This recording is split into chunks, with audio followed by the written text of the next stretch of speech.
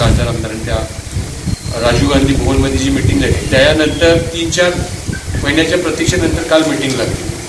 काल मीटिंगमध्ये कृती समिती सुळकूट पाहण्याव्यतिरिक्त कुठलंही काही स्वीकारायची भूमिकाही नव्हती आणि ती इथून पुढीलही काळात असणार नाही. तर हे सगळ्यात म्हणजे आपल्या माध्यमातून इचलकरंजीच्या जनतेला या सुळकूट समितीच्या वतीने मी सांगत आहे.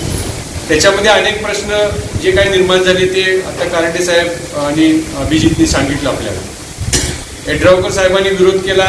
त्यांनी त्यांच्या पाण्याचा प्रदूषणाचा प्रत्येक वेळी इचलकरंजीवर रोष ठेवला जातो आणि इचलकरंजीला जबाबदार धरलं जातं. इचलकरंजीच्या आधी जवळजवळ 127 गावं या पंचगंगा नदीवर आहेत. एक 8-10 गावं ही जर सोडली इचलकरंजी धरून तर जवळजवळ 118-19 गावंही वर आहेत. त्याच्यातून जे पोल्युशन होतं त्याचा कधीही विचार केला जात नाही आणि प्रत्येक वेळेला इचलकरंजीच्या उद्योगांनी याला दोष देण्याचं काम काही लोकांच्या माध्यमातून, इचलकरंजीला बदनाम करण्याचं काम काही लोकांच्या माध्यमातून आखलं जाते. ते कधीही स्वीकार्य असणार नाही. एक औद्योगिक नगरी जरी आपली असली तरी हजारो लोकांना, लाखो लोकांना रोजगार इथं दिला जातो.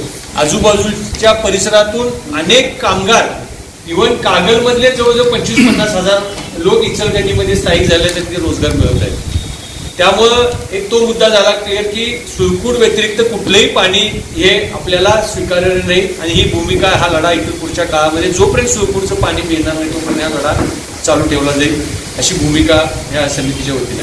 त्याचबरोबर सगळ्यात महत्त्वाचं यड्रावकर साहेबांचा आणि यांचा ह्या निमित्तानं आम्ही मुश्रीफ साहेबांनी जी भूमिका घेतली ही अस्वीकार्य आहे.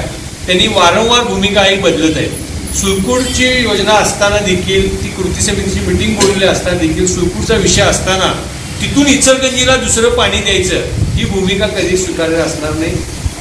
मुश्रीफ साहेबांनी मांडली, यड्रावकरांनी मांडली. आज मागची जी परिस्थिती बघितली, वारणेला कोण लोकांनी विरोध केला त्याचा आज इथं सांगणं आवश्यकता नाही. ही वेळ आली की आम्ही निश्चितच सांगणार आहे. वारणे योजनेला विरोध केला. आज आपण ही योजना मंजूर झाली, ह्याचा डीपी तयार झाला, ह्याचं सगळं परीक्षण निरीक्षण, ह्याचा एक रिपोर्ट सगळा घेतला गेला आणि हे झाल्यानंतर त्याचं टेंडर काढून त्याची जागा सगळी मान्यता देऊन ह्या सगळ्या गोष्टी झाल्या गेल्या. त्यामुळे आज काहीतरी नवीन कुठल्या गावाची मागणी आणि आज पाणी कमी पडलं आणि धरणाला लिकेज आहे आणि ते धरण अर्ध भरलं जातंय, त्यामुळे शेतकऱ्यांना पाणी मिळत नाही, हा मुद्दा बाजूला ठेवून सुळकूटला, इचलकरंजीला पाणी दिलं तर लोकांचं पाणी जाईल अशी भूमिका तिथल्या लोकांची, जी भूमिका मांडल्या तिथल्या पुढाऱ्यांची, राजकीय पुढारी असतील तिथली, ही भूमिका ठेवून उद्याच्या काळामध्ये कोणत्याही परिस्थितीमध्ये हे करत असताना सुळकूटचं पाणी हे मिळालं पाहिजे. ही मिटिंग जी काल झाली अत्यंत चुकीच्या पद्धतीनं हे झालं गेलं.